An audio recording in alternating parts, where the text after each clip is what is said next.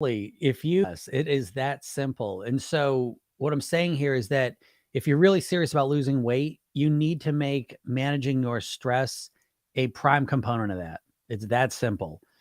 Which a lot of times the diets are bringing the opposite direction, right? Think about the last time you started a diet. Most likely you started it when you were depleted mentally, emotionally, physically, and then you start on day one trying to cut 50, 60% of your calories out. Maybe you're also trying to work out on top of that. You're trying to make better food choices, and it's a recipe for stress. And that's probably what you've experienced when you've tried to lose weight in the past. And at this point, you have a double whammy of stress because you feel stress when you think about the weight and your situation. And then you think about dieting, which is probably the only way you think about losing weight, and you think that's going to be stressful, right? So we're just stacking stress upon stress upon stress. In addition to, you probably don't have a lot of stress management techniques that you're using in your life. And last time I looked, life's stressful. So we just have so much stress going on. And in that situation, to intentionally and actively and consistently make healthy food choices is extremely difficult. It's near impossible. Has it worked so far? So I don't want to sound negative, but we got to look at what's going on and with fresh eyes so that you can see it's not so much that you don't have the willpower to make the right choices. It's most likely that your stress is zapping your willpower so that you don't have the ability to make the right choices. And as you begin to focus on your stress management and reducing it and feeling more relaxed, as you make that a central component of your weight loss, you're going to find that it becomes much, much easier because there are so many benefits to reducing your stress and being more relaxed when you want to lose weight. And we'll talk about the negatives of when you are stressed, two big things are going on. And I want you to think about this bigger than just you being stressed. I want you to think about this as a systematic effect it's having on you physically and mentally. So when you are stressed, what's happening is you're activating your sympathetic nervous system, your fight, flight, or freeze response. And this nervous system is designed in nature for you to temporarily access this state so that you can fight, flight, or freeze. And so it's a temporary state. And what happens is the blood goes from your brain out to your muscles so you can fight, flight, or freeze. But it's not a state where you're meant to be reflecting and thinking logically, intentionally. It's a state where you're meant to be impulsive and reactionary. Okay. That's the state of it. So when you get into that state and then all of a sudden you are in front of a cheesecake or ice cream, you're very impulsive. That's the nature of being in a sympathetic nervous system, your fight, flight, or freeze response. And at this point in nature or in the world, we don't have to be chased by a lion to activate this. We can have this activated when we're driving to work, when we're in traffic, when we're waiting in line at the supermarket. I mean, literally in the modern world, there are so many things that are not life-threatening that are activating our fight or flight response system. And so this is why you need to make stress management a central part of your weight loss approach, because it's keeping you in a state where you're diminished. Let me rephrase it just so you can think about it a little bit differently. When your fight, flight, or freeze response is activated, you're compromised. In a similar way as if you've ever drank too much alcohol, you're not the same version of you, right? You're a different version. And when you drank too much alcohol, you're not thinking the same. Your inhibitions are lowered. You're more impulsive, and you're probably going to eat more, if the food's around. So you want to think about that stress state. It's very similar. You're not the same person. Okay. So you can't just think you just have this non-physical willpower that you can just tap into at will that has nothing to do with the state you're in, because your willpower absolutely has to do with the state that you're in and where your nervous system's at. So in addition to feeling so impulsive and really kind of like wanting to eat a lot of food, the other thing about being stressed is that, again, the blood goes from your brain down to your body. So you're not thinking as clearly. So in addition to having increased cravings and impulses to eat the wrong foods, you have less ability to use your executive functioning to guide yourself in the direction you want to go in. You have less awareness about the long-term goals that you have. So again, this state is almost impossible to manage your weight in. And the sooner you recognize this, the better, because then you can begin to take your relaxation, your stress management seriously.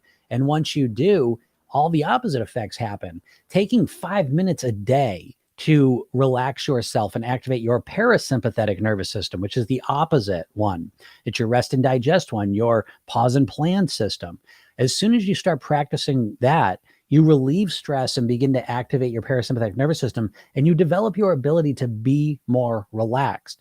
Now, once you're more relaxed, you tend to have less unhealthy cravings, less hunger, more balanced emotions and moods, and an ability to think more clearly, focusing on your goals so that you can eat and be aware of what your long-term goals are.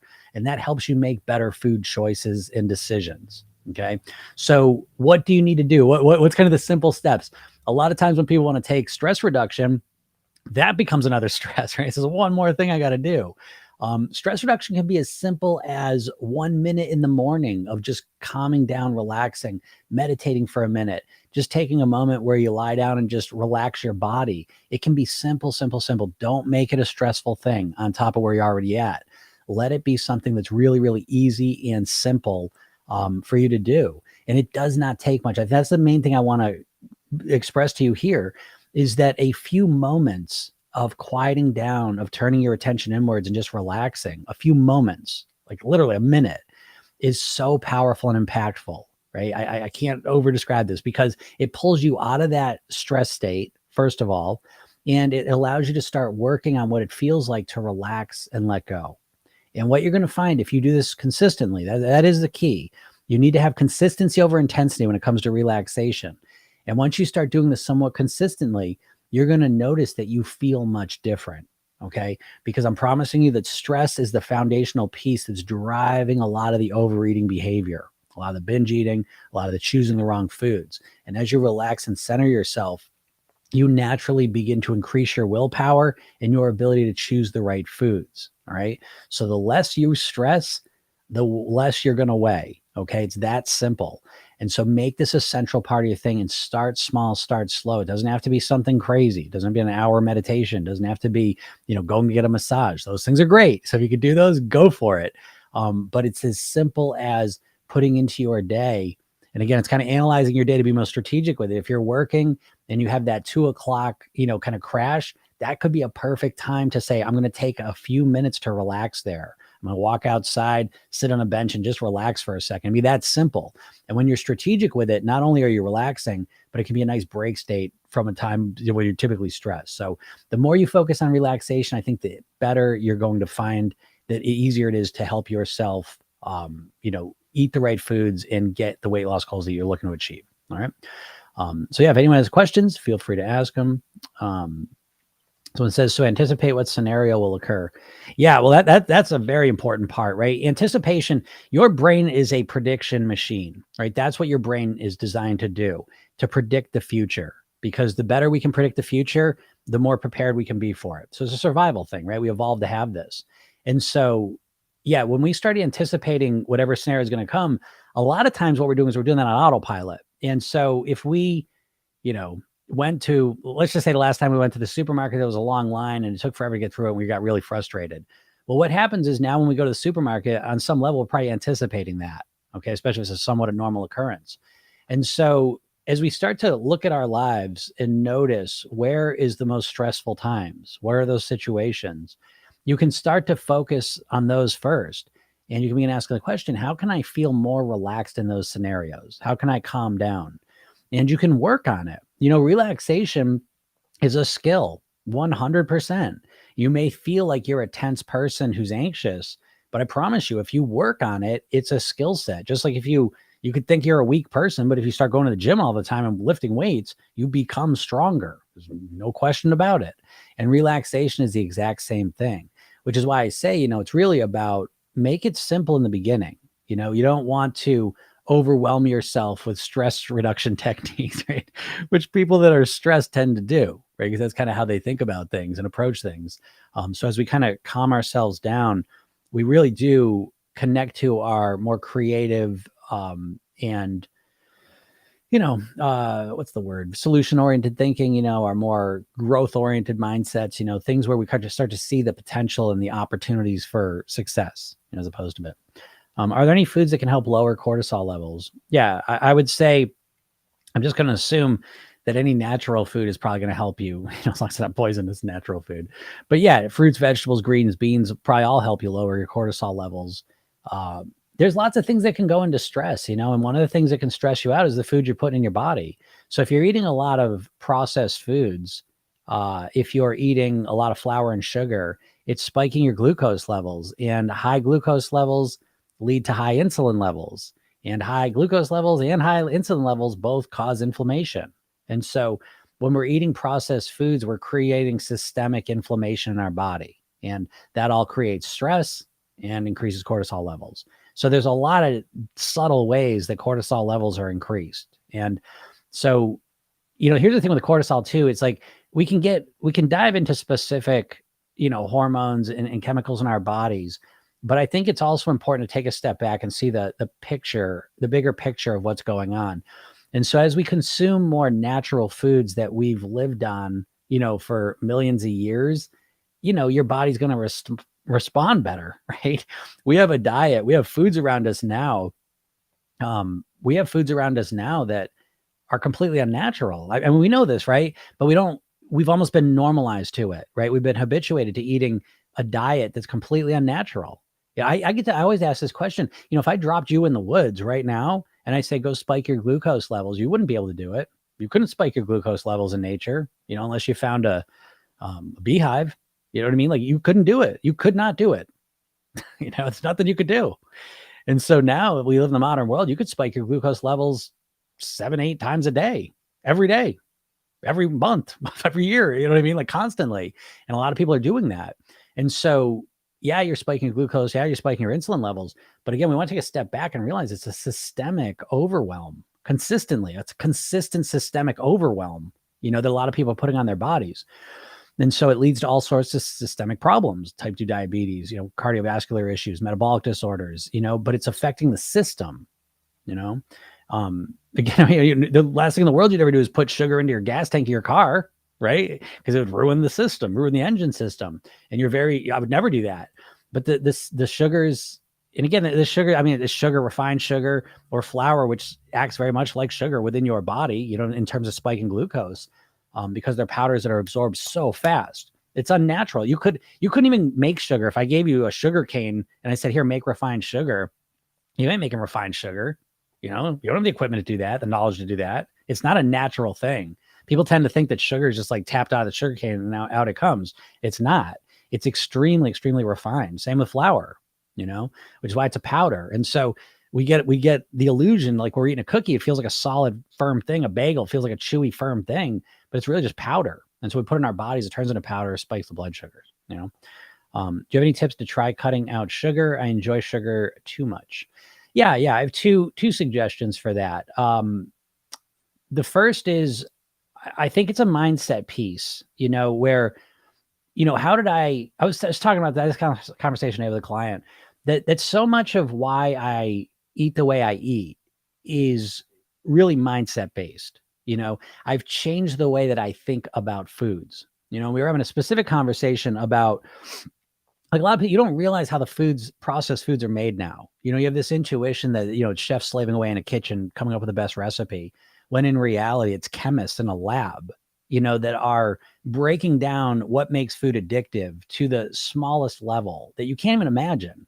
And I use, for one example, Frito-Lay has a machine. It's a $40,000 machine that chews potato chips to find the perfect pounds per square inch, and that's just one tiny example of all the factors they're using to make their food as addictive as possible, And so a big part of what leads you to eat different is changing. It's changing, but it's changing how you think about the food by seeing what it actually is. We live in a world where we're constantly getting bullshitted by the ads. I mean, we have all seen millions of commercials for food. Every one of those commercials is a mini hypnosis session. I'm telling you this as a master hypnotist. Every commercial is a mini hypnosis session aimed at your subconscious mind. It's not rationally trying to convince you to do it. It's influencing you subconsciously. And so the way we even think about sugar at this point is we think of it in a very benign way. We think of it as, it brings us memories of childhood and candies and fun and being young and playful and all this stuff.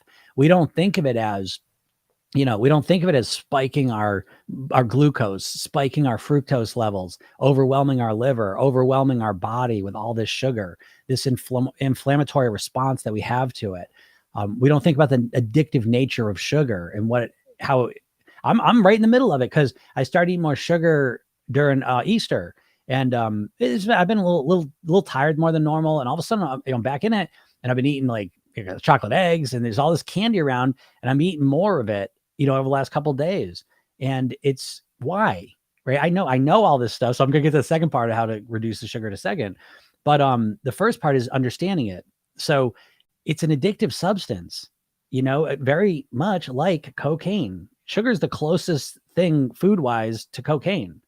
Whereas, like, if you look at it, the similarities are, if you chew on a coca leaf, people chew on coca leaves for thousands of years. They're not getting addicted like coke addictions. They're chewing it because it's way less concentrated, so they're getting a little buzz and they're going about their day. Why is cocaine so addictive? And why is smoking crack even more addictive? Because it's concentrated down. You know what I mean? Like down to a powdered form, so that when you snort it, it goes into your blood really fast. When you smoke it, it goes into your blood even faster. Okay. And so sugar is processed down to a powder, so it's absorbed into your body very quickly. That's one of the key factors of addiction, is how quickly you take it and how quickly you get the response from it. And the closer that is, the more addictive it is. This is why they used to put ammonia in why they put ammonia in cigarettes, is to thin the blood out so you absorb the nicotine faster. Okay. So it's all about addiction. And that's what sugar is doing. So when you start to reframe sugar, instead of it being this benign, fun, enjoyable thing, and you start looking at it like alcohol, and that's how I look at sugar. I look at sugar like alcohol. I still drink alcohol, but I'm very moderate with it, and I'm very respectful of it, right? Because I've gotten in trouble with alcohol before, got in trouble with sugar. I was growing up, I thought it was normal. I used to go to the dentist 2-3 cavities every single time. I haven't had a cavity in 20 years now, 30 years. And so we just get habituated to live with the effects of this. And again, I was thinking this today, like there's, not long ago, this was when Trump was president, when he went in, they had already started this thing where they're going to have enhanced food labeling, on the sides. And one of the things they were going to add was added sugars. And you'll see that now in the food labels, added sugars. And so the added sugars are what extra sugar they're putting in, in addition to whatever was coming with it naturally. And so you should see the sugar industries, they fought against that, right? Obviously. And, again, it's just like the cigarette companies, I guess what I'm saying, just in shortness, is that the sugar companies are just like the cigarette companies. They know their product is harmful to you and they don't care. And so this is the beginning steps of reframing how you think about sugar. So you really truly see it for what it is. That's the first step.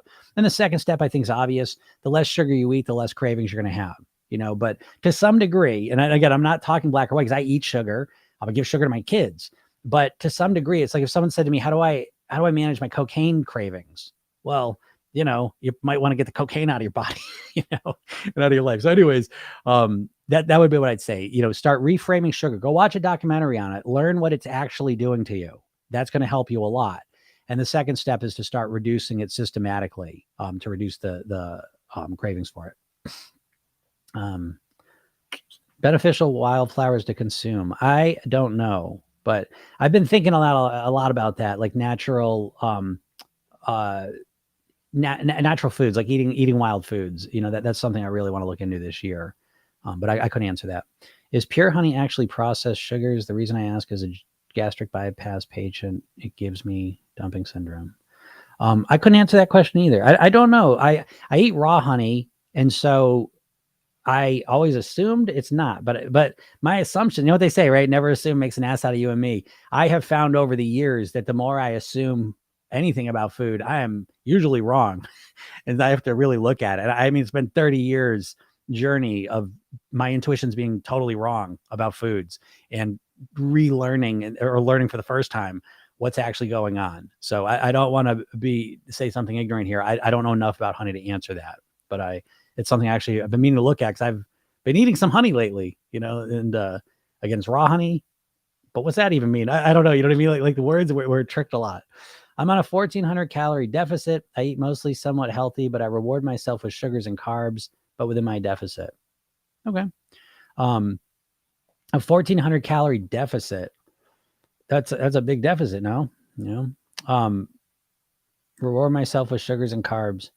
Yeah, I was just reading. I mean, that's a licensing effect, and that's, it's just something to be aware of at least, that when we do something, good, virtuous, we tend to then do something not virtuous. So if we go to the gym, there's a good chance, you're gonna be like, oh, I burned, 800 calories. And then you're going to go, so I can have, this thing here for 400 calories. When in reality, you burn 400 calories and the thing you ate was 800 calories. So be careful of that. And it's the same thing. Like when we go into a deficit, like intermittent fasting, I was just thinking about this.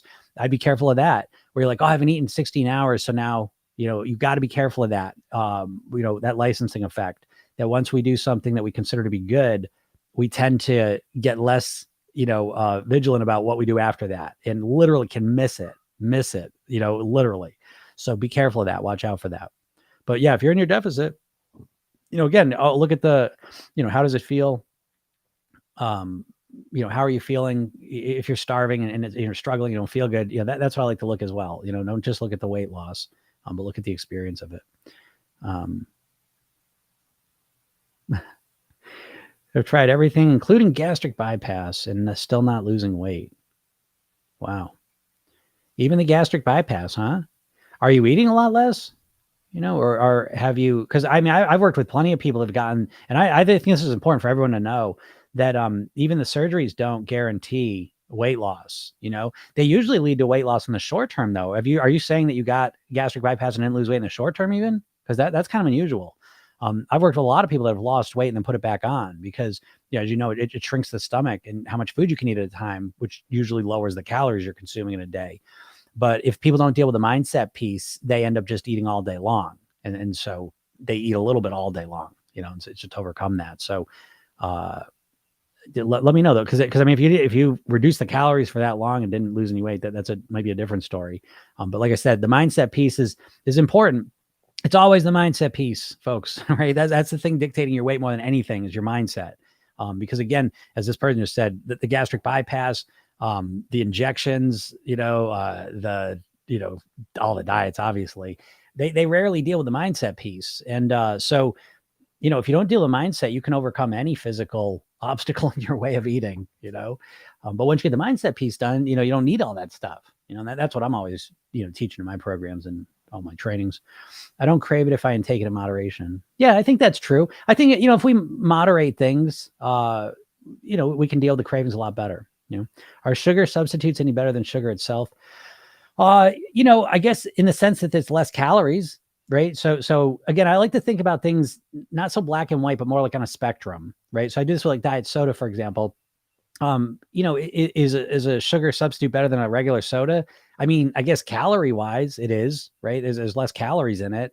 But it's not the best thing because the sugar substitutes, it's still sweetness. If we're constantly eating sugar substitutes, we're calibrating our tongue for unnaturally sweet flavors so that when you eat natural, healthy foods, relatively compared to the sweetness, they taste very bland and boring and unappealing. And so, you want to be thinking about calibrating your tongue to natural flavors. And so that's a big reason why I wouldn't eat sugar substitutes for that reason. And I don't eat much sugar, well, for a lot of reasons, but that's one of the big ones. When I start eating sugar, I'm doing it right now. I'm eating more sugar than I normally do. And this week I haven't eaten my salads. You know what I mean? Like I just, they aren't as appealing to me, So this is like, again, with weight loss, you got to take a step back and look at the bigger picture. That way you can be more strategic. Because if you just kind of hop in and just say, okay, I'm just going to eat less food. No, you're not. And that's what you've experienced. You want to eat less food, you want to lose weight, but you can't get yourself to do it, And again, there's always three things. There's your mindset, lifestyle, and the way you're eating are controlling that. And you need to become strategic with it. You're not strategic. The diets are always tactical. They're just telling you what to do. Stop eating carbs. Stop eating 15 hours a day. Stop eating fat. Stop, you know what I mean? It's always like the one thing they're saying stop doing. And that's not enough. It's tactical. You need strategic thinking, big strategic thinking in order to master your weight, right? And that's the real key to it. So yeah, I mean, are sugar substitutes better or not? I don't know. You know what I mean? Like again, I guess they are in one sense, but in another sense, I don't like them. Should we be concerned with calorie deficits slowing our metabolism, or will we adjust later on? I think it depends how much of a calorie deficit you're putting yourself into. Again, I don't know. This is my point of view. Maybe this makes me crazy, but let's just say your average calorie consumption's right here. And so your weight's up here. What most people do is they drop their calorie, they make their calorie deficit real big because they want to lose weight real quick. And then they try and get back up to maintenance, right? But to me, it's like, why not just drop down to maintenance? Like why do this drop? It's wicked hard and it's very difficult to maintain this. So I'm all about making it as simple as possible. And I think, yeah, you're right. I mean, it depends how much you're trying to cut, but yeah, you start cutting the calories a lot. Yeah, you're signaling to your body and brain that you're in a starvation mode, and there's all sorts of effects from that, by the way. It's not just metabolic. It's literally psychological. It's literally genetic, like they did the Dutch famine study and it literally, where there was a famine, the next generation showed genetic markers of being obese because literally being in a famine changed their genetics. Okay. Now you're not changing your core genetics, but you're changing your epigenetics. Those are genetics. There's genetics you're born with, and then there's genetics you express throughout your life based on your lifestyle and your environment that you live in. And so when you're starving yourself, it's not just a metabolic thing. It's literally epigenetic. It's psychological. You get yourself obsessed with food, it makes it harder to not eat so much when you're all of a sudden back around it. It's just, what's the point anyways? You know what I mean? Again, I don't understand the idea of drastically cutting things temporarily, because that means you're going to have temporary weight loss. And I always ask, how long do you want to keep the weight off for? So in my program, we start with maintenance. Where do you want to be? And how can, and just back it up one more step. Most people are obsessed with losing weight. I would suggest that instead of being focused on losing weight, you get focused on getting back to your goal weight and living the rest of your life there on near autopilot. Okay. Because that's your real goal. And it's a completely different goal. Subconsciously, when you most likely, if you're watching this, you think like a dieter. And part of diet thinking is that it's temporary. I'm going to diet until I lose the weight, And so you think of it as a temporary thing, which causes you to choose more extreme plans that are unsustainable. And you're just thinking short term. And that is why, you get short-term results, if any at all. And that gets less and less as you get older because it's short-term results. It's hard, and it gets harder and harder if you get started on a plan. Because you don't want to lose weight. You've lost weight. Are you happy that you lost weight in the past? No. Right. So it's like at some point you got to redefine your goal. And I know the goal you want more is to get to your goal weight, live the rest of your life there. And so you start the process with that being the goal. Not that I just want to lose weight. And it takes a lot because you're so conditioned. Again, millions of diet ads you've seen in your life, and they're all about how fast can you lose the weight in the shortest amount of time. And that's how you think about weight loss. I promise you, you can't even separate weight loss from dieting at this point, and that's what's keeping you trapped more than anything else. Your mindset is impacting your weight more than your genetics, your hormones, your metabolism, your metabolic disorder, your type 2 diabetes, your Hashimoto's, all of it. Your mindset's more important than all of it on your weight. All right. Oh, okay. Yeah. Oh, okay. So Deb said had not lost weight at all. Calories way down. Could it be cortisol? Oh, wow. Okay. So you got the surgery. You cut the calories way down for how long? If you're still on here, how long did you cut the calories down for? Where are you at? Are you still there? Still cutting them down? That's very interesting. Could it be cortisol? It could be a part of it. Well, sugarless foods are carcinogenic, right? And they still spike your blood sugar. Are they carcinogenic? I don't know. I will tell you about like that type of thing. It's like, when they found out if it's a carcinogenic, they fed the mice or the rats, whatever, like tons and tons and tons of that stuff. You know what I mean? Like an unusually large amount. So is it carcinogenic? I don't know, potentially, and then there's who else knows what else it does to your body. Again, if you start looking at your body as a system, most people think of their weight like it's a bank account, credits and debits, right? You need to start thinking about your weight like it's a stock market. It's the more holistic you make your approach, the better results you're going to get. No question about it. And so I don't want to put artificial anything in my body. I'm very, very clean in terms of it's almost always natural foods. I really don't eat much processed food at all. And a big reason is that because you don't know what this stuff's doing to your body. They're finding that with high fructose corn syrup, there you go. You had that in your diet for 50 years. And now it's, oh, you know what? It might be dangerous, So it's like, they're always, after the fact saying, oh, whoops, so I don't know. I'd rather stick to the natural stuff myself, but, yeah. How do you change your mindset? I don't even know where to start. Oh, that's a good point. Okay, first place I would suggest is go to my bio, click that link, and get that hypnosis session I'm giving you. Okay, listen to that because that's going to start. That's going to give you an experience of what it feels like to change your mindset. Because you're right, you don't know where to start. Learning to be a thin person is it's not that it's hard, but to learn it on your own is really hard. It's like learning how to be a thin person on your own. To be honest, I'm just being honest with you. I don't want to bullshit here. Learning to be a thin person is kind of like learning another language on your own or learning to play the piano on your own. Yeah, it's hard, so it does make sense to have someone show you how to do it. That's what I did. I learned neurolinguistic programming, which is really the science of modeling. And I found people that lost weight and kept it off. And I began speaking to them and interviewing them. What do they do? Not just what they did. Oh, well, yeah, eating and exercising. It wasn't just that. It was really like, how do you think about things? What are your values? What are your beliefs? What do you, how do you approach this stuff? How do you think about it? That's the difference. That's how I was able to drop 50 pounds and keep it off for 30 years, by changing the mindset. So how do you change your mindset? That's a big question. But here, like, for example, the first thing I would suggest again is shifting your goal. Stop saying you just want to lose weight. Dieters say that like a mantra. I just want to lose weight. I just want to lose the weight. I just want to lose the weight, and it makes you so desperate. You'll do anything, and if you look over your weight loss experiences, they're probably all very desperate attempts. You know what I mean? Like with things that weren't sustainable. Why aren't you still doing it? And it's because it wasn't built for a long time. It was built for a short time for you to lose weight as quick as possible. And as long as you're fixated on just losing weight as quick as possible, you'll be stuck. You'll stay stuck, So the first step in changing your mindset is really orient yourself. Yeah, I don't just want to lose weight. I want to get to my goal weight and live the rest of my life there on your autopilot. That creates a completely different future perception. You think of the future much differently. You start to envision yourself at your goal weight. You see yourself getting older at your goal weight, and so it's a much longer term goal that shifts your mindset. It's a completely different mindset, so that's the first step. Go get my training. So get that hypnosis session. And then as soon as you get it takes a couple minutes to send it to you. There's a training that's right there. I bring you right as soon as you sign in. There's a training, 3 steps to master your weight. It's about a half hour. That I would absolutely watch that because I talk about the mindset and I talk about a whole system you can use. Get free training. Okay. I talk about my program at the end, so if you're interested in that, you can see that, but it's a free training. You should watch it if you have any interest at all. If you're even remotely serious about your weight, which you're probably not, no offense, but most people don't really want to lose weight. They just wish they'd lose weight. Sugarless as in sugar substitutes. Yeah. Right. I've lost weight so many times.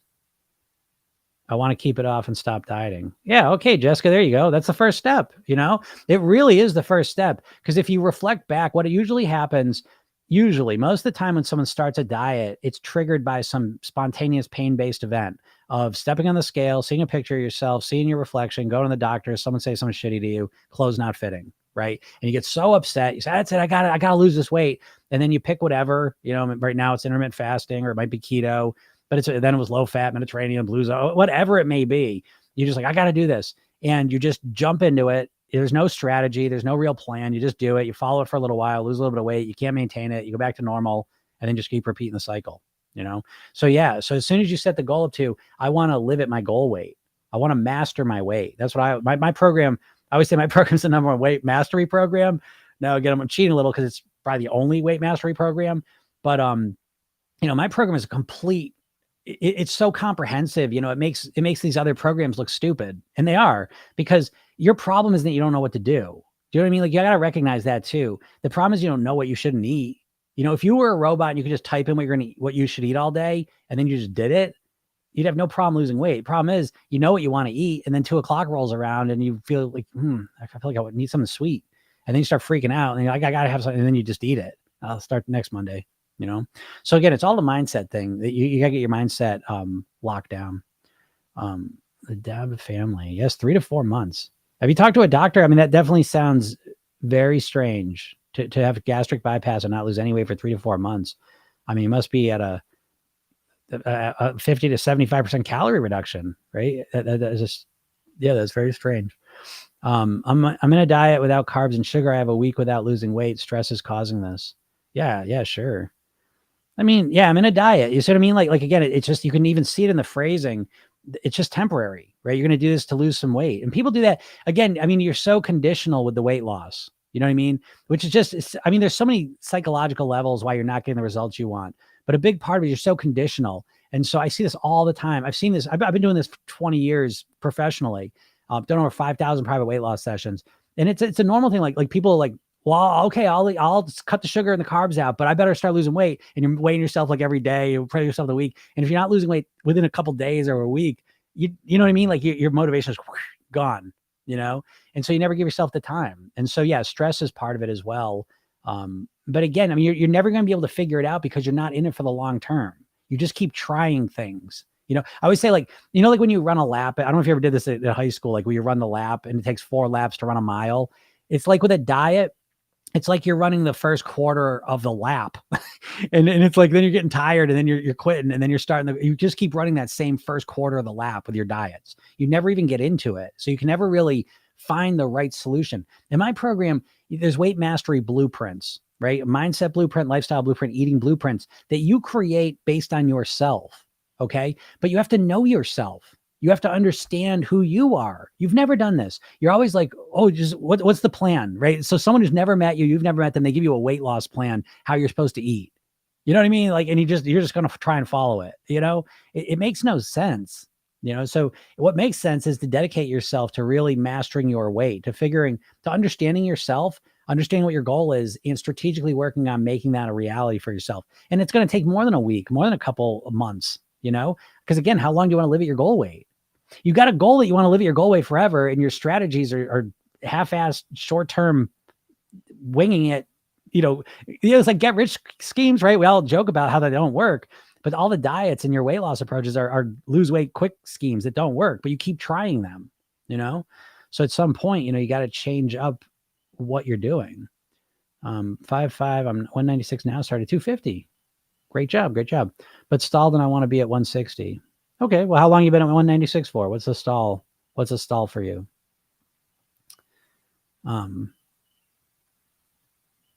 Zuli Birder says, because you're not in a deficit. Yeah, and that's probably true. Again, that's a common thing. So we cut out the sugar, we cut out the carbs. And again, that's that licensing effect I was talking about. So like, okay, I'm doing it right. But then you might be overeating calories, you know, absolutely. So that person potentially is not wrong. But it could also be cortisol and stress too. It could also be that weight comes off in an unpredictable way sometimes. You know, there's no weight loss calculator that's exact. You know what I mean? Like it's general. That's what makes weight loss difficult. And especially if you're just looking in the short term, you're like as good as done, because weight loss is unpredictable.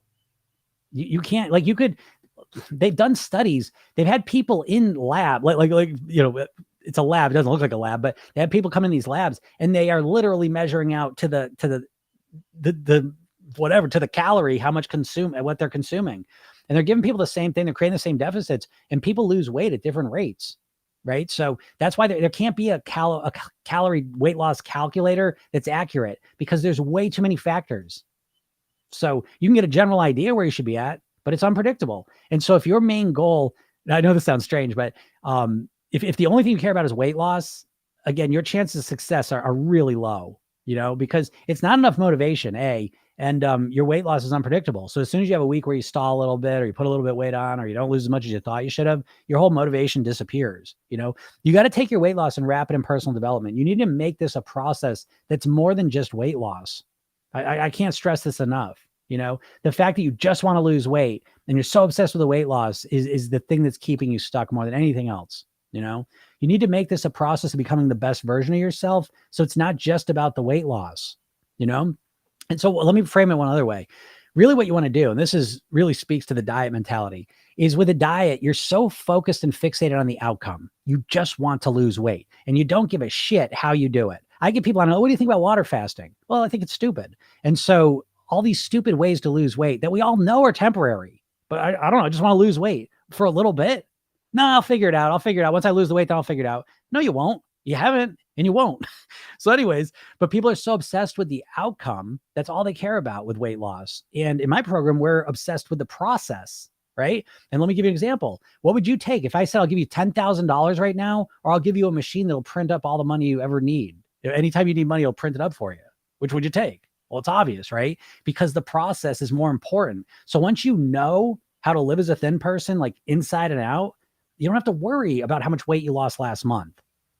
We say, like, people overestimate how much weight they can lose in a month and underestimate how much weight they can lose in a year. And that's pretty much a dieter mindset in a nutshell. And so your strategies are all these just, these short-term flailing attempts to try and lose weight. And it's completely asinine. I mean this too. I want you to take a step back and look at how you keep trying to lose weight, because it's fucking stupid. It is, right? You start, because it's Monday, right? So you're getting ready now. We're gearing up for next Monday, right? And so, because we blew it this week, no way, right? Meant to start Monday, but candy cravings. And so now we're on the next Monday. And think about it, right? You're probably depleted mentally, physically, emotionally, exhausted, tired, feel like shit. And what are you going to do? You're going to start Monday by cutting your calories 50, 60%. You're going to completely change how you eat. Maybe you're going to add the gym on top of it. It's like, huh? Do you know what I mean? That's like, I always use if I want to play the piano, I want to learn to play piano. So I'm going to start Monday, 8 hours a day I'm going to play. Okay, maybe the first day, and the second day, your fingers are going to be like that. You ain't practicing shit. And that's what you're doing to yourself diet-wise. 39% of people can't make it past a week on a diet. 75% can't make it past a month, and 95% ultimately fail on the diet. So, I mean, this, and this is what you experience, and you just keep doing it, though. You just keep doing it. I'll give you the benefit of the doubt is because you don't know there's another approach. Again, most people can't separate weight loss from dieting. That's why I do what I do. That's why I literally get on lives for free. Just say this shit every day. Is why I make all these videos, is to let you know. It's why I make a podcast every day, because to me, this is life and death. My dad died at 54 of a heart attack. So weight loss for me, I don't give a shit if you go to the beach and wear a bikini or bathing suit. I want you to do that's fun, for sure. But I'm way more interested in you living as long as you possibly can, of having the most enjoyable, highest quality life that you can possibly have. You can be the happiest person you can possibly be. That's what I'm focused on. And when you make that the focus, you tap into a lot more motivation than just, I just want to lose weight. I just want to lose weight. I'm telling you, it's a trap, but some people believe me, some people don't. What do you think about starting every meal with low calorie vegetables, broccoli, and cauliflower? I think that's brilliant. I think that's a great strategy, super. The more vegetables and natural food you get in your body, it's absolutely transformative. I haven't eaten my salads this week, and I can feel it. I can feel, I get hungry random times. Like I'm hungrier. I'm craving unhealthier shit. I don't have that foundation that I typically have, and I can feel it. I can feel it in a lot of different ways. So I think everyone should be everyone should have a plant-based diet that they follow. You can eat meat, you can eat whatever else you want, but I think the core of what you consume regularly should be plant-based, whole foods. And I don't know anyone would fucking argue with that. I don't even carnivore people. I don't know. What are you doing? It's just like, that's what we've been eating for millions of years. Fruits, vegetables, greens, beans. That should be a primary part of your diet. And forever. Fuck the weight loss. Even if you don't lose a pound, that's what you should be eating. That's what your body wants. Most people have micronutrient deficiencies because they're subsisting on processed food. And you wonder why you're hungry all the time. You're eating food that's literally engineered to make you hungry. And it's not satisfying you, and you wonder why you can't stop eating, So instead of focusing on weight loss, focus on that your goal and react accordingly. Yeah. I mean, but and it's giving your weight more meaning. You wouldn't believe this. You won't believe me because I wouldn't have believed this. I've done over 5,000 prior weight loss sessions. So I have learned, I know how people think. And the very first thing we always have to start with is, what's your goal weight, right? What's your goal weight? What's your goal weight? Think about it now. I'll show you what I mean. Think about your goal weight, right? So I ask people invest in my program, right? A lot of money. They're committed. They're ready. They're smart people. Everyone in my program is an intelligent person. So what's your goal weight? And then they'll tell me the number, right? And I say, okay, why'd you pick that number? That's what I weighed when I was 20. Okay. That's it. Is that the only reason? I don't know. I just think that should be the weight I should weigh. Why? I don't know. I don't know. Why do you want to weigh your goal weight? Right? Write it in. You know what I mean? Like a why. The why is almost always missing, which is to say that a lot of people are just looking at this number on a scale, the size of a clothes, and they just keep saying this number, but it has no meaning to them. It doesn't mean anything. The motivation comes from the meaning. I want to be at my goal weight because I want to live past 54 to 154. I want to spend every second of my life that I can on this planet so I can be here with my family, so I can keep growing and evolving, so I can just squeeze every second out of life that I can. That's way more meaningful than, so I can wear a bathing suit to the beach? Do you know what I mean? Like you got to understand, like the motivation comes from the meaning, and there's a very good chance that your goal weight doesn't have a whole lot of meaning to you, you know? So it's got to be a process. Like I'm going to go a step further. The most successful people I see are the ones that make the weight loss secondary.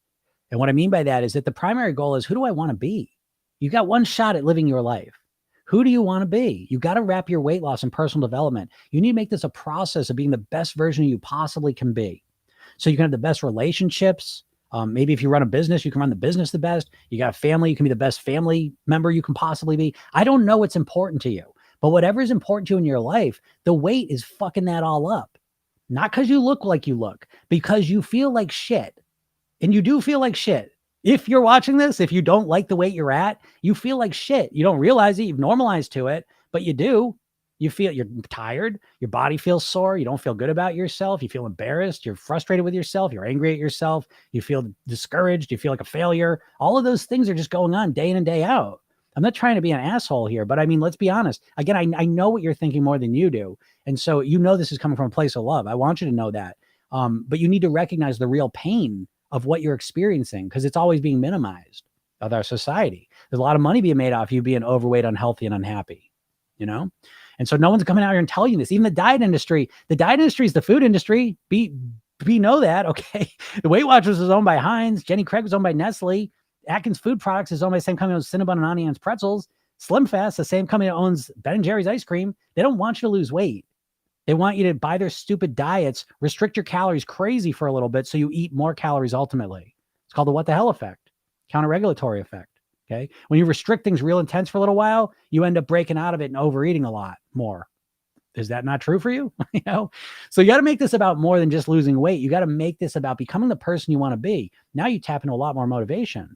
And now you got a chance of making this happen. Because guess what? Mastering your weight's fucking hard. You know that, right? Stop chasing the shortcuts, man. This is your life we're talking about. You know what I mean? It's like you keep chasing the shortcuts. What you read an article about keto and now you're just going to try keto? You think that's what's going to make you thin?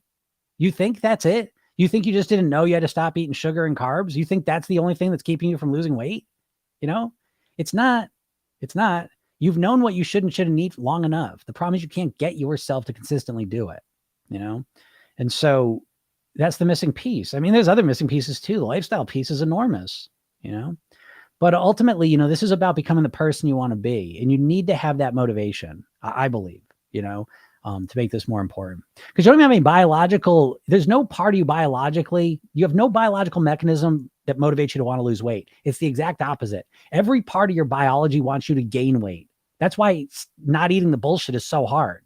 Because as soon as you eat a cookie, your brain floods with dopamine. Right? You eat a carrot, not much dopamine, right? Eating a cookie is a different experience than eating a carrot. Why is that? Because the cookie's got a lot more calories in it. And so your body loves calories because it thinks we might not eat again. So let's eat as much calories as we can. As we evolved in a food scarce environment, you know? So you've got to reframe this process. The diet's got your mind, you know, like a big bowl of pudding. You can't even think straight. Started doing high protein, low sugar and weight loss hypnosis, down 27 pounds since January. Super job. That's great. That's great. Yeah, and I would suggest add fiber to that, okay, as well. Fiber is the number one missing ingredient. People found protein like that was the miracle. Yeah, and protein is satiating for sure. But fiber is even more satiating, and it's lower calorie typically. I'm very frustrated. I gave up diet soda because everyone told me. Hold on. I'm very frustrated. I gave up diet soda because everyone told me I dropped the weight. Not working. Yeah, no, the diet soda. Just giving up diet soda is not gonna make you drop the weight. There's no calories in it, but again, this is what I'm trying to tell you. Please listen to this. You have a dieter mindset. Let's just start there. It's not your fault. We've all been conditioned to have a dieter mindset, right? That's the default setting we have in our culture. And so the dieter mindset, one part of that is that it's the tactic, right? Always one tactic, you know, I'll stop eating diet soda and I'll lose the weight. No, you won't. I'll stop eating carbs. I'll lose the weight. You may while you do that, but you won't be able to keep it up. I'll just lower my sugar and then I'll lose the weight. Yeah, for a little bit, you know what I mean? But you have to you've got to make fundamental changes in how you think about. So, okay, let me give you an example of what I'm talking about. So first off, let's understand your mind. You've got a conscious mind and a subconscious mind, okay? The conscious part of your mind is the logical, rational part that knows you want to lose weight, knows why you should lose weight, knows what you should do to lose weight, and tries to get you to do it, Okay. The subconscious part of your mind is the part of you that controls all your habitual thoughts, feelings, and behaviors and is controlling your eating habits. And so every time you go on a diet, you're trying to consciously fight against your subconscious mind. You're trying to consciously control your subconscious programs of eating, high carb foods, sugar, all the bullshit. Right.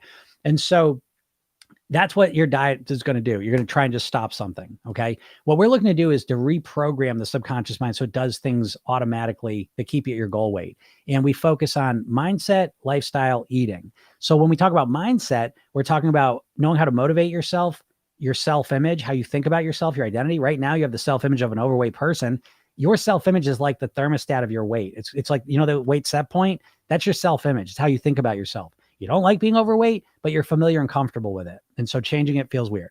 So there's motivation, self-image, there's habits. Do you know the neuroscience of habits and how to change them strategically? No, you just use willpower to try and change them. Do you know how to deal with your emotions? Because we've been conditioned to use food as the main emotional management technique strategy that we have. Okay. So you need to learn how to naturally feel the emotions you want to feel and deal with the shitty emotions you don't want to feel without food. How to think like a thin person and maintenance, how to maintain yourself. That's the mindset piece. Lifestyle piece, okay, is how to get to proper sleep, hydration, breathing, relaxation, nutrition, nourishment, movement, meditation, gratitude. Okay. You add those in, they change you at a cellular level into a different version of yourself, the best version of yourself. And then there's the eating strategies where you're customizing an eating plan around you, your genetics, your preferences, your lifestyle, your likes, your dislikes, all of those things, and strategically making it so that you can eat in a way that feels good for you, that's satisfying and enjoyable to you, that keeps you at your goal weight. So you heard everything I said. So nowhere in that world are you just going to stop drinking soda and lose a bunch of weight. My goal is my knees not to hurt, and I'm not sure what the second part is, but yeah, that's a great goal. I want my knees not to hurt. Super. Yeah. I would think, like, where do you want to be when you're 70, when you're 80, when you're 90, you have to change that. Cause most likely your subconscious concept of getting older is older and decrepit. So you need to intentionally go on YouTube and look up older senior citizens that are active and healthy. That's a real mindset shift. That's hypnosis, by the way. Hypnosis is not going into a trance. It's the process of influencing your subconscious mind. And so going to YouTube and watching a bunch of videos on really active and healthy senior citizens is really impactful because it puts a different concept in your mind that you probably don't have right now, but that's great. Yeah. I want my knees not to hurt so I can walk and be mobile and independent. It's great motivation. That's a great motivator. Way stronger than just wanting to lose weight. Do you see? That's exactly what I'm talking about. Good job. What do you think about things like apple cider vinegar to curb appetite? Does it work? No, I don't believe any of that shit. I really don't. There again, it's tactics and gimmicks. You know what I believe in managing appetite, and I think that's important. I think managing your hunger is crucial, obviously, to mastering weight. But I say that because a lot of people subconsciously associate the hungrier they are, they try and starve themselves, and they feel like the hungrier they are, the better it is for their weight loss. Okay, and here I am. I've been the same way for 30 years, and I'm never hungry because I manage my hunger very strategically. So yeah, apple cider vinegar is not going to curb shit if you're out there eating, trash food. So what curbs your appetite is fiber, micronutrients. Those are the big ones. We all know protein already. So obviously protein helps too. But yeah, fiber and micronutrients are the two things that you're probably not getting enough of if you're like an average American. Where do you get fiber from? Fruits, vegetables, greens, and beans. Okay. And what happens when you eat fiber? Because this is the big conspiracy in my mind, right? Because fiber doesn't process well. And so when you look at a processed food, you're going to see not much fiber in it. Okay. And why is that a problem? Fiber is important for three key reasons. In a fruit, vegetable, greens, beans, the calories are binded to the fiber. So the first thing is when you eat fiberful foods, the calories are released slower. So it's a slower release of glucose. It's slow and steady. Okay. The second thing is because the calories are bound to the fiber, some of those calories are never even absorbed. They just pass through you without ever being absorbed. And the third thing, this is the big one, is that the fiber is not absorbed in your body. It stays in your intestinal tract. And so it activates the ileal brake and the colon brake so that you feel full. Right now you're eating powders all day long and they're just vanishing in your body and your intestines are empty and you feel hungry all the time. Okay. So the more fiber you eat, the more full you'll feel. And that's better than apple cider vinegar, But again, can it help? Yeah, maybe. You know what I mean? Like I'm not gonna say it hurts, but Again, you always want to be thinking more holistically. So focus more on the healthy eating plan and less on the apple cider. But hey, if the apple cider vinegar works for you, you use it too. Okay. My golden rule is there's no right or wrong. There's only what works for you. So don't give a shit what I say. But I would focus more on the healthy eating plan is going to be the bigger thing. Briowski, what's up? How's it going? Yeah, I want to be confident. Great. Yeah, being confident is a much better motivator, but you want to expand on that even more. You know what I mean? And make it bigger than even that, Again, I'll suggest, like, when you choose your goal weight should be the weight that makes you the healthiest, the happiest, and gives you the best quality of life. Now, let me just say this real quick because people always miss this.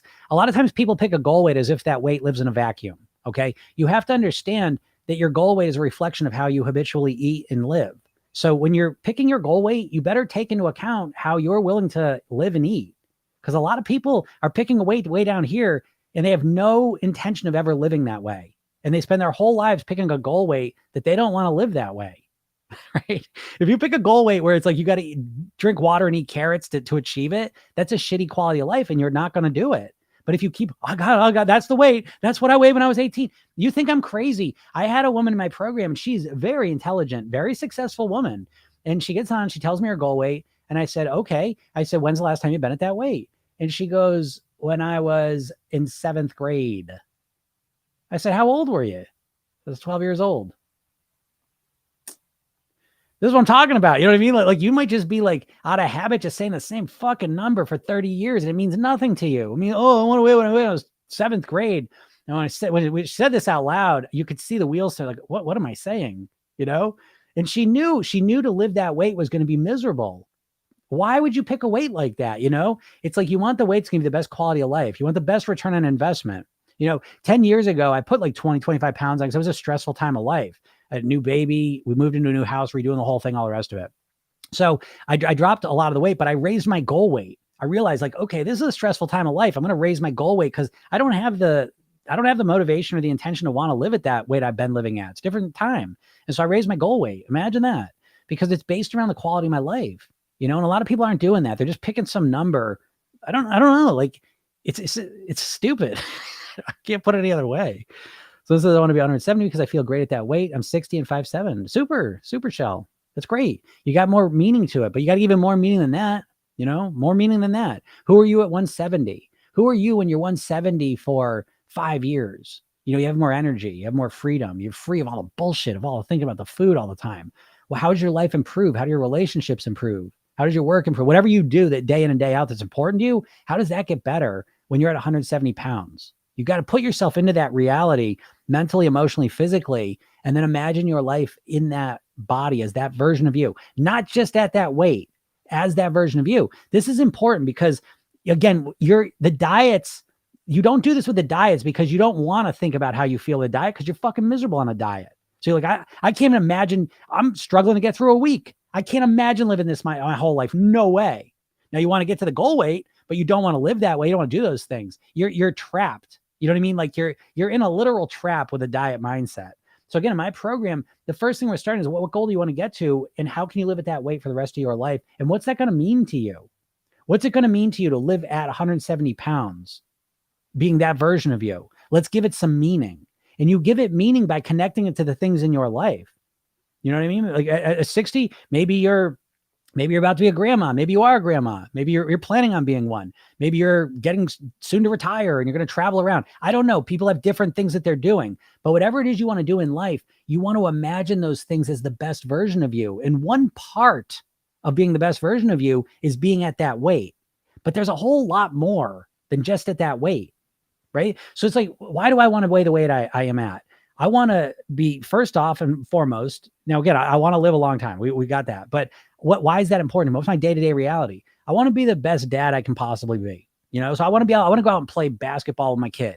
You know what I mean? And someday I want to play basketball with my grandkids. I want to be able to move. I want to be able to hike. I want to be able to go ride bikes. I want to be active. I want to do fun things with these people. I want to go skiing, snowboard. I want to do this stuff, right? I want to be the best husband I can be. I want to be in good shape. I want to be there for. I want to have fun times and do exciting, fun things and feel alive and be emotionally feel good about myself, right? And I want to run my business. I love running my business. I love it. And I want to keep developing myself. I love playing guitar. There's a million things I want to do. and I want to have the energy mentally, emotionally, physically to do them at the highest level. Cause I got one shot. I got one life, right? I don't know. Maybe you got more. I don't know. I got one. I want to make the best out of it. So do you hear the motivation that I'm talking about? It's not, wait, because you know what? Like the weight is like money. It's a means to an end. Just because you're at a certain weight doesn't mean you're happy. You got to know this by now, because I know you've lost weight at some point and then you fucking put it back on. So if it was so great at that weight, why'd you put it back on? Because it was fucking miserable to do it. It's like, I would say like, oh, you have a lot of money, you're going to be happy. Well, what if you make your money by robbing senior citizens? Well, yeah, you got money, but you feel like shit about yourself. You can't tell it. You know what I mean? So it's like the way we achieve something, the process is the key part. That's the part you're living day in and day out. You know what I mean? We're not just living the outcome. And people get to their goal weight and they're doing it in a miserable way. And what do? They put the weight back on, So anyways, you need to make it more important. That's what I felt my best. Maybe being 22 helped too. Briowski said, yeah, okay. But that's what I mean. Like most people don't let this bum you out. But a lot of times people, they have to kind of raise their goal weight a little bit, because the goal weight you're choosing is, I'm not saying it's low and you can't do it. I'm saying you don't want to do the things you need to do to make that weight happen. And you should be honest with yourself about that, because instead let me go into this. Don't get upset about this, but you mostly, if you've been struggling to lose weight, it's because you don't want to lose weight 99% of the time. And I doubt you're the 1%. That person who got the surgery and didn't lose weight, they might be that 1%. Okay. But it's probably not you. It's the truth is, you don't want to lose weight. You wish you'd lose weight. You wish you'd wake up tomorrow and just start eating right and losing weight. You wish that 10 out of 10. I know that. But the want, how much you actually want to do it, is like a 2 out of 10. You're not that committed. You know what I mean? When you start the diet, well, let's see what happens. Well, I'm going to try and stop eating sugar this week. Let's see. Well, nothing's going to happen. You're not going to lose any weight. You know what I mean? It's going to be really hard. You're probably not going to make it through a day. I don't mean to sound like an asshole, but I mean, is this not your experience? I mean, someone's got to be honest here. You know what I mean? Because everyone's making their money off of selling you bullshit. I'm not. I don't give a fuck. You know what I mean? Join my program. Don't join. I don't care. I just do this stuff for free. Believe me, don't believe, I don't care. I know what I know, and I know what I see. And what my program is, it's a steady stream of people that are very smart, very intelligent, successful, usually like in their professional careers. And they come in the program because they've tried all the diets and they haven't worked. And why haven't they worked? Because the diets don't work. Who do you know that's successfully lost weight for a long time on a diet? Who? You know what I mean? Everyone loses weight short term sometimes, but who keeps it off?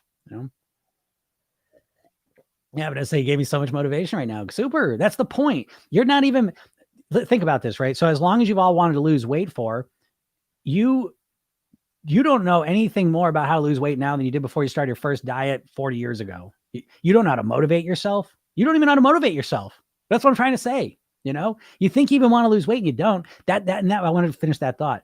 That's an important point, because you keep beating yourself up like, I want to lose weight more than anything in the world, and I'm not doing it. And you keep telling yourself you really want to do it, and it's not happening. And I'm here telling you right now to your face that you're not losing weight because you don't really want to. You're not committed to it, and you don't really want to do the work that makes you lose the weight. You wish you'd lose weight, right? You're fantasizing about it all the time. You think about it all the time. But just because you think about it all the time does not mean you want to do it. And again, so I always say the very first thing you got to do is first thing you got to do along your weight loss journey here is get motivated. And you're most likely not. Let me give you an example, because I know you're like, Jimmy, fuck, that's not true. Okay. I want you, how motivated are you now then? Don't listen to me. It's not a 2. It's not a 3. You're a 10, whatever. How motivated do you think you are to lose weight? Give it out of 10, 0 to 10. Pick a number. Okay. Now let me ask you this, right? Let's imagine a scenario, and it's just a thought experiment. It's not real. So just relax. But let's imagine the person in your life that you love the most, that you care the most about in your entire life, was kidnapped. And the kidnapper said, if you don't lose weight this month, you're never going to see this person again. And I'm going to put all your favorite foods all around your house and you can't move them.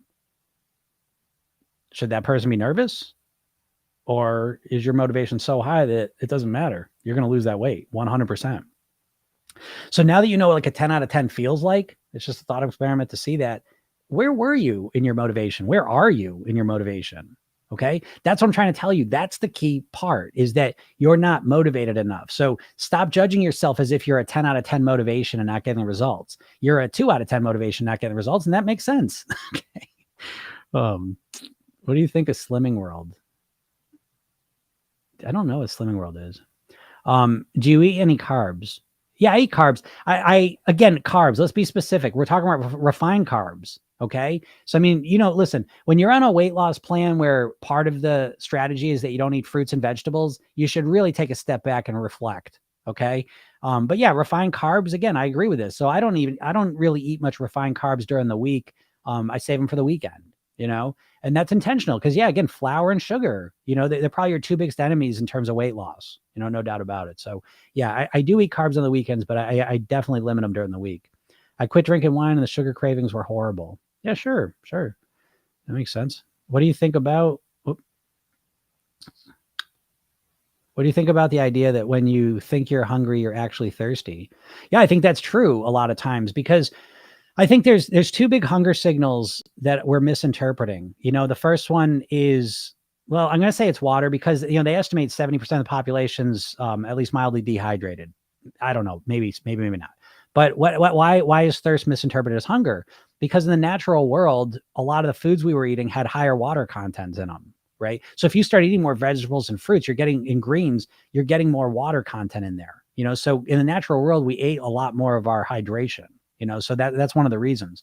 But the second thing that's triggering a lot of hunger is that if you're eating a high processed food diet, you probably have micronutrient deficiencies, and if you're not getting your micronutrient needs met, guess what your body does? It sends you a signal to eat more food because it assumes you're going to eat natural foods that are going to fulfill those micronutrient needs. Okay. So again, when you drink more water, which again is really number two in my opinion of what's important lifestyle wise to master your weight, drink the right water and get your micronutrient needs met, you'll probably see you'll see your hunger go down. Yeah. How do you stop from sabotaging yourself? I find myself eating more when I try to diet. Oh yeah, absolutely. I mean, Viktor Frankl called that paradoxical intention, when we mean to do something and then we do the opposite. And so, it was, yeah, the diets, I'm not going to go into too much right now but the diets are not really there to help you lose weight. They're there to restrict your calories artificially because you end up eating more calories ultimately. But let me tell you this about a diet, right? So why do you sabotage yourself? Why do you find yourself eating more when you try to diet? Well, let's think about it from a hypnotist point of view. So your subconscious mind doesn't understand negatives, right? So if I tell you to not think about something, okay, don't think about a banana. Don't think about a banana. Don't think about a banana. Right? What are you thinking about? You're thinking about banana, right? Because you have to make sense of that statement, right? As soon as I say don't think about a banana, you're saying banana, your visual cortex lights up with the image of a banana. So you have to think about a banana, then you have to do some weird gymnastics to not think about it. Okay. So you go on a diet. What's the diet?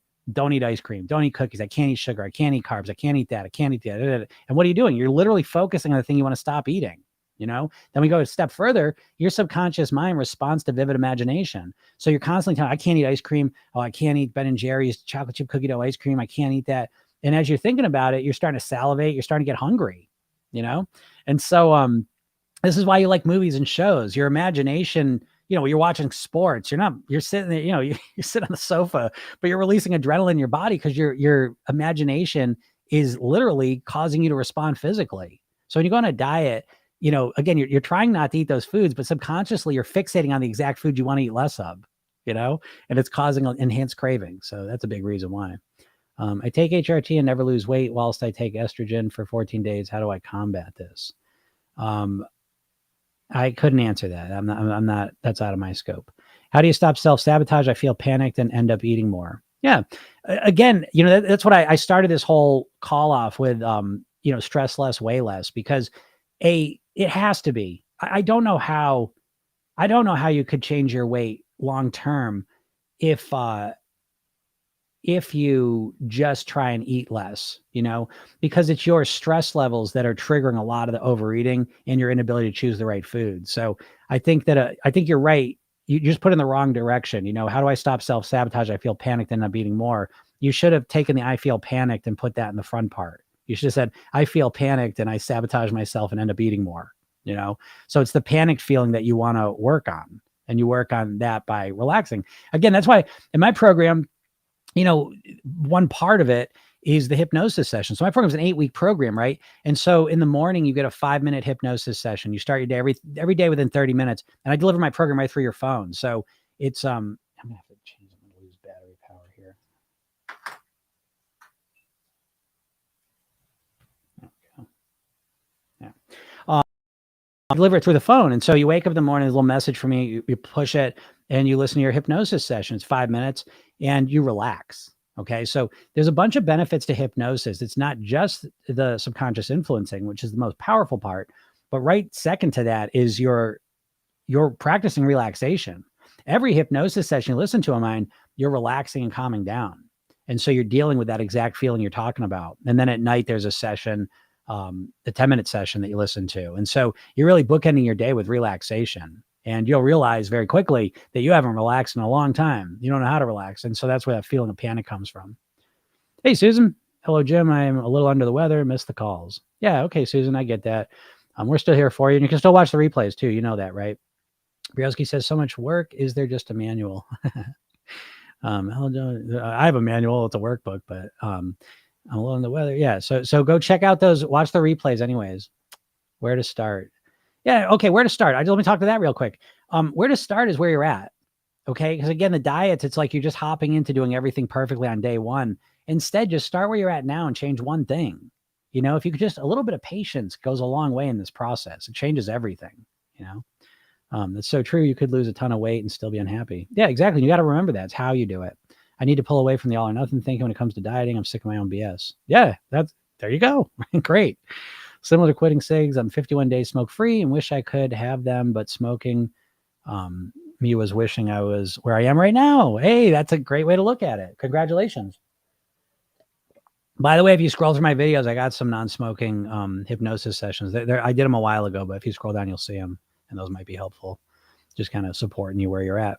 But hey, great job. The 51 days, that's a big deal, right? So congratulations with that.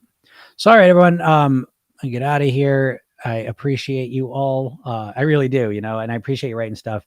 Understand I'm here for you. So I get a little worked up sometimes, but don't take any of the stuff I'm saying as an attack. You know, say it's my chance to hopefully move you in a direction to really start getting the results that you want to get. Because there's nothing that bums me out more than when people think about weight loss all the time and start the diets and try different stuff and never end up getting anywhere with it. You know, that bums me out because again, it is life or death, you know, and at some point in your life, you know, you get towards the end of it, you get a little older, you're going to wish that you dedicated more time to this. It's the most important thing in your life. The most important thing in your life is your health, right? Never mind just the weight. It's your health, and your weight's a big marker of your health usually. Okay. So, yeah, dedicate to it, you know, make it a priority for you. And, if you want to take that further, you know, again, I'm here for you in a more coaching capacity as well as doing all the free stuff. And if you want to go down that path, go, and even if you don't, go to my bio and click that link and get that hypnosis session. Okay. Listen to that, see what it's like to approach weight loss from a different angle. You know, one that's not like this willpower based one, but one that's based in relaxing, calm, and being able to make better choices naturally from that perspective. Okay. So when you relax yourself and calm down and you get positive suggestions in that train you to think differently, you start to act differently. Okay. And you can try it out for free. You know what I mean? Go get that session. It's a good session. It's really built to motivate you. So go listen to that and then watch the training. It's a half hour. Jesus. It's a half hour. You know, you can change the way that you approach weight loss forever, you know, hopefully. And then, you know, again, if it feels like the right thing and you want to work with me, keep watching that. And I give you a special offer on the program and you can see what it's all about. And if it sounds right, you join it. Okay. That's simple. And, again, in my program, you work directly with me. You know, I think that's important. We've had a bunch of new people start the last week. And again, they're very smart and intelligent. It's not like your weight. Let me just end on this. Your weight's not a reflection of how intelligent you are. I want you to understand that, you know, I mean, it's the same. I don't think I'm the most intelligent person, but I definitely think a lot in my head. Same brain that where I was 50 pounds overweight, binge drinking, miserable. It's the same brain I have now. And so just because you're getting the results you're getting, it's not because there's a problem with you. It's because you're running the wrong programs. You got the wrong information in your head. Okay. And when you change that, you change the results you're getting. Okay. So I just want you to know that because sometimes people tend to think that there's something wrong with you. There's nothing wrong with you. You have never learned how to master your weight. And once you start to open yourself up to the concept of mastering your weight, it's a complete different process. You know, dieting, it's like, can you do it? You know, again, it's like a sprint. Hey, some people can run sprints, some people can't, you know, but everyone, if they consistently move in the right direction, you can get the results you want, you know? And again, I kind of lay out a plan to make that happen. Um, Nah, Susan, thank you. Yeah, Susan, you have to work with you. I can say you have the patience of a saint. I do. I've done over 5,000 private weight loss sessions. So I've dealt with all different phases of weight loss and people's situations. Again, I think that's the biggest. I always say this, that I think the most value I offer is when people are in the program and listen, in 8 weeks, you're going to hit some walls. You know what I mean? Something's going to happen. And when I'm there, I can help turn you around. And that's literally my favorite thing to do in the world, is to help turn you around when you're feeling down, because usually people don't have someone there to help them do that. And so you have this belief that, well, when I feel like shit, when I go down, um, that's it. I lost. I did it for a little while. Now I'm back to here. And when you get down and then you're brought right back up, you create the belief, oh, I can change myself. Oh, and then I show you how you do it. And so you have a strategy to change how you feel as well. Can you be hypnotized to be on time to things? Yeah, I'd say, it's yes. But what I do is a process called self-hypnotic programming. So it's more about hypnotizing yourself.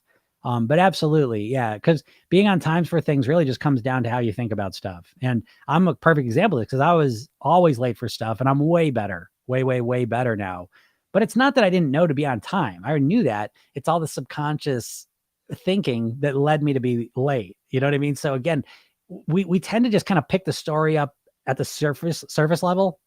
But really what's dictating all of our results and what's going on in our lives is happening subconsciously. And so as you start to pay attention to that level, you start to gain a lot more influence and control over your behaviors, how you feel, all the rest of it. All right. So yeah, absolutely. You can be hypnotized to be on time to things. Yeah, no doubt about it. All right, everyone. Thank you very much. Have a great day and we will talk soon. Bye.